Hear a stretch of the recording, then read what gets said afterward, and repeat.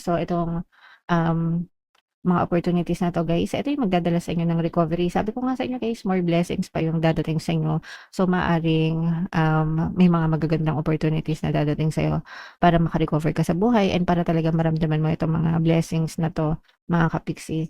Meron ding chance ng collaboration dito guys at saka yung iba sa inyo parang nag-aaral 'no? Nag-aaral, nagre-research and tama lang 'yan guys. Siyempre 'pag nag-research kayo, nag-aaral kayo, make sure na, sasamahan niyo ng aksyon, ng kilos kasi kahit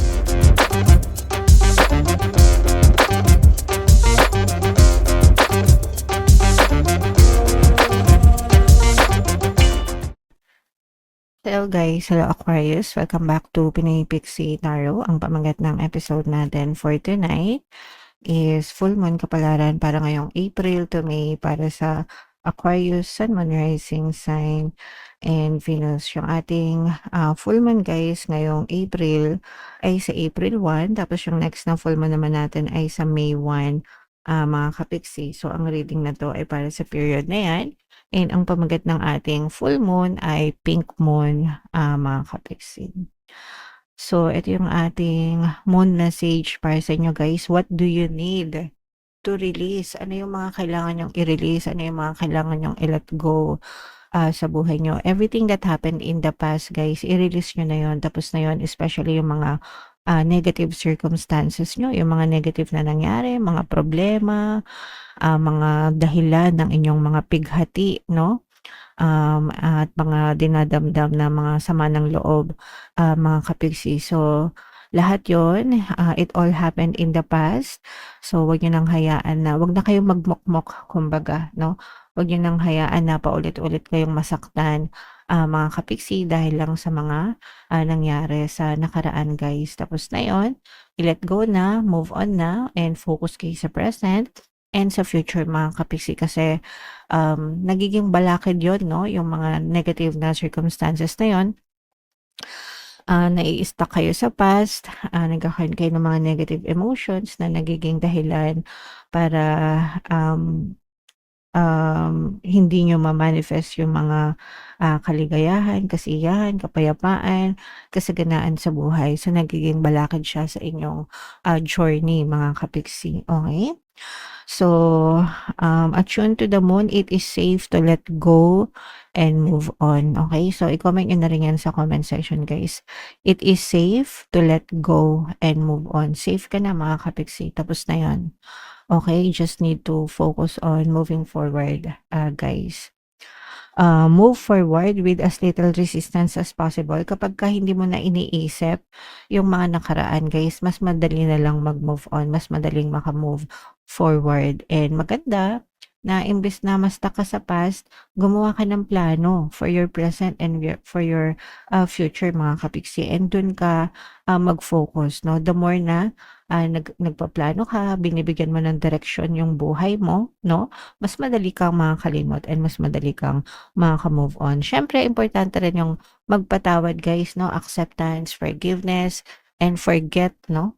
Importante yon para talagang maka-move on kayo completely sa buhay nyo, guys. Release emotional baggage. Mga kapiksi, yun yung recommended sa inyo ngayon, no? Yun nga, yung mga emotional baggage na sinasabi ko sa inyo kanina, mga anger, hatred, resentment, grudges, mga poot sa dibdib, yung mga sama ng loob, guys, no? Dapat inaalis nyo yan sa dibdib nyo, mga kapiksi, kasi pabigat yan sa buhay. Okay? And say sorry to someone. Kung feeling mo naman ikaw yung may kasalanan sa ibang tao, mag-sorry ka rin, guys. Kasi imagine, no, kung kayo yung ginawa ng kasalanan, tapos hindi ka makarinig ng sorry dun sa tao, 'di ba ang bigat sa dibdib? So, ganun din sila, guys. Kung kayo yung nakagawa ng kasalanan sa kanila, mabigat din sa dibdib nila na hindi kayo nagso-sorry sa kanila. So, if you feel na ikaw yung may kasalanan, mag-sorry din kayo, mga kapiksi. Okay? Do energetic work such as meditation or yoga. Makakatulong yung meditation, mga kapiksi, para mawala yung mga negative na thoughts, negative emotions na nasa puso niyo. So, kung di kayo marunong mag-meditate guys, mayroon tayong Tagalog guided meditation dito sa ating channel para mawala ang stress and anxiety. So, pakinggan nyo yun guys kahit isang beses sa isang araw or anytime na mabigat yung pakiramdam nyo. Promise guys, makakatulong yan para gumaan yung pakiramdam nyo mga katiks. Okay? Alright. So, yeah. Comment down below guys if naka-resonate kayo dyan sa message na yan. So, shuffle natin to. Hanapin natin yung energy ng Aquarius guys. Habang sinashuffle ko to, panoorin nyo muna yung video natin regarding sa atin paano mag-manifest ng abundance video course. Kapiksi, sawa ka na ba sa mga struggles at hirap sa buhay mo? Masipag ka ba at masikap sa buhay ngunit hindi ka pa rin umaasenso? Ilang beses ka na bang nag-attempt magnegosyo at mag-invest pero palagi ka pa rin nalulugi? Sa pagkakataon na ito ay maaaring may subconscious beliefs ka na nagiging balakid sa iyong pag-unlad at pagyaman. Introducing, paano mag-manifest ng abundance video course. Dito ay matututunan mong ma-overcome ang mga balakid mo para tuluyan ka ng umunlad, umasenso, sumagana, maging matagumpay, successful at maswerte sa iyong kabuhayan, pera, trabaho, negosyo, salapi at kaperahan ng bonggang-bongga. Dali, mag-send na ng email sa pinoypixie@gmail.com at simulan na ang iyong pagyaman ngayon. Alright, so sa lahat ng gusto mag-avail ng course guys, meron tayong paano mag-manifest ng abundance video course, paano mawala ang third party, at magkaroon ng harmonious na relationship, paano publican si ex or vice versa. Sa mga interesado guys, mag-send lang kayo ng email sa pinoypixie@gmail.com.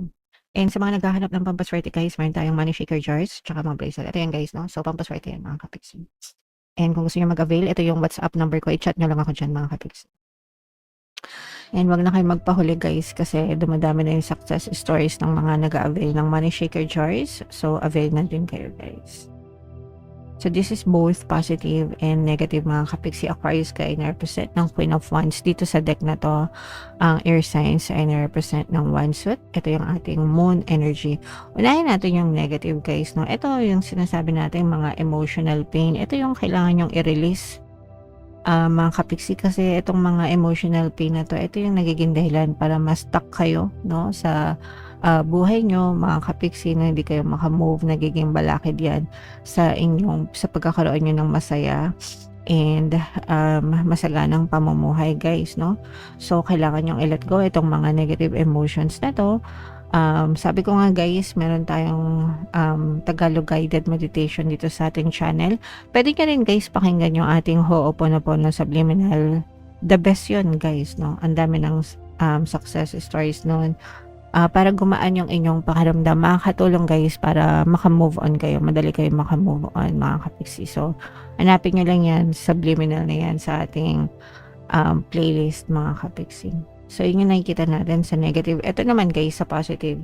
Bibigyan kayo ng chance ni universe para ma-bless, no? So, ito yung energy ng blessings, pagpapala ka sa ganaan. This is your energy, Aquarius, no? And there's also another earth sign energy dito guys. Pero nakikita natin na nagiging maaliwalas, nagiging maalwan yung buhay nyo guys, or bibigyan kayo ng chance ni universe para magliwanag naman yung buhay nyo guys ngayong no moon season mga kapixie. So kailangan maging receptive kayo dito guys, ready to receive. Yung ibig sabihin ng receptive, pag sinabing ready to receive, handa sa pagtanggap ng blessings. So para mailagay nyo yung sarili nyo sa receptive state, palagi kayo magpasalamat, no? Always be grateful sa lahat ng blessings guys. The more na grateful kayo, the more na pinagpapala kayo mga kapixie. Alright? And eto guys, no, meron ding tutulong sa inyo mga kapixie para kumbaga kung nagkakaroon kayo ng mga problema or pagsubok, merong aalalay sa inyo, merong aagapay sa inyo para mas madaling malunasan or malutas yung mga problema nyo. Kung meron, if ever man na meron kayong mga problema na pinagdadaanan. Kung kayo ay may mga negosyo, mga kapixie, parang ang bilis sumakses ng negosyo nyo guys. So parang ibig sabihin, yung tipong parang hindi mo inaasahan na ganun kabilis kayo mga ka-ROI o kaya ganun kabilis sumikat yung mga negosyo nyo, ganun kabilis pumatok no yung business na tinayo nyo mga kapixie. Okay? So, yeah. Syempre, kailangan yan talaga ng positibong mental diet mga kapiksi. Kailangan palaging positive yung mindset nyo. Of course, given na yung sipag at tiyaga and pagdadasal mga kapiksi. Okay? Alright. So, and for some of you guys, meron din kayong chance na mag-travel kasama ng inyong family or friends, mga mahal sa buhay guys, no? So, enjoy nyo lang dahil summer season na guys, no? Mainit na. So, bukasan na ulit ng aircon. Dahil mainit na, hindi ko alam kung nararamdaman nyo na medyo maalinsangan. Medyo mainit na yung hangin mga kapiksi. So, yeah. May chance na makapag-travel yung iba sa inyo. So, enjoy lang kayo mga kapiksi. Okay? Alright. So, what else? Ito guys, no, meron pa tayong mga opportunities for money na maaring dumating mga kapiksi sa inyo. And so, itong mga opportunities na to guys, ito yung magdadala sa inyo ng recovery. Sabi ko nga sa inyo guys, more blessings pa yung dadating sa inyo. So maaring may mga magagandang opportunities na dadating sa iyo para makarecover ka sa buhay and para talaga maramdaman mo itong mga blessings na to mga kapiksi. Meron ding chance ng collaboration dito guys, at saka yung iba sa inyo parang nag-aaral, no? Nag-aaral, nagre-research, and tama lang yan guys. Syempre pag nag-research kayo, nag-aral kayo, make sure na sasamahan nyo ng action, ng kilos. Kasi kahit anong pag-aaral nyo, hindi naman kayo kikilos, diba, hindi nyo naman susubungan, wala din kayo makikitang resulta mga kapiksi. Okay? So, pero the fact na may mga opportunities na dumadating, ibig sabihin talagang may pinto ng pagpapala na nag-aantay sa buhay nyo. Okay? So, i-main-main nyo na yung mga pinto ng pagpapala na yan, mga blessings, mga magagandang opportunities, mga recovery, guys. Travel, no? I-main-main nyo na sa comment section, mga kapiksi. So, eto guys, bunot lang tayo ng message para sa inyong love message or love advice, mga kapiksi. Wag puro reklamo, bagkos ay mag-appreciate. So, eto guys, how we perceive our person, kung paano natin sila nakikita or tinitingnan, ganun din yung i-reflect nila pabalik sa atin. So, kung palagi ka nagre-reklamo dun sa jowa mo, abay malamang, puro reklamo din yung may experience mo sa buhay mo, no? So, imbis na magreklamo ka na yung person mo, tamad, batugan, sinungaling, or walang emotional intelligent, whatever guys, i-highlight mo yung mga magaganda sa person mo. Kasi unang-una, ginawa mo yan kasi may nakita kang maganda dyan. 'Di ba? Kinilig ka. May nakita kang maganda sa kanya, sa ugali niya, sa pinapakita niya sa'yo. Kaya mo sinagot, kaya mo ginawa, 'di ba? Kaya lang, over time, habang tumatagal yung relationship, yung mga magagandang ginagawa niya or nagagawa niya, natatabunan yun ng mga pangit na ayaw mo sa kanya. And dahil nag-focus ka dun sa mga pangit na yun, hindi mo na nakikita yung mga magagandang ginagawa niya. Kaya habang tumatagal, puro reklamo ka, puro pangit din yung nakikita mo dun sa person mo. Okay? So, baliktarin nyo mga kapiksi, no? Ibalik nyo dun sa dating tingin nyo dun sa person nyo. Kung ano yung dating siya, yun yung ibalik-balik nyo sa alaala nyo, sa memories mo, no? Para ma-experience mo ulit yun. Whatever you think about your person, guys, yun yung nire-reflect nila pabalik sa inyo. Okay? So, tinuturo ko yan sa mga courses ko, guys.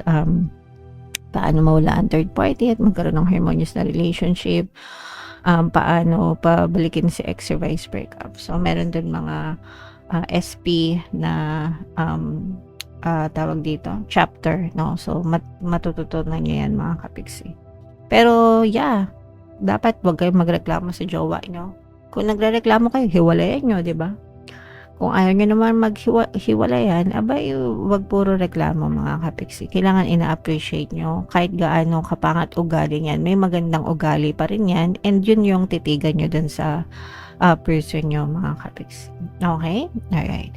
So, yeah, comment down below guys if feeling nyo naka-resonate kayo dyan and i-main nyo na yung mga gaganda sa comment section.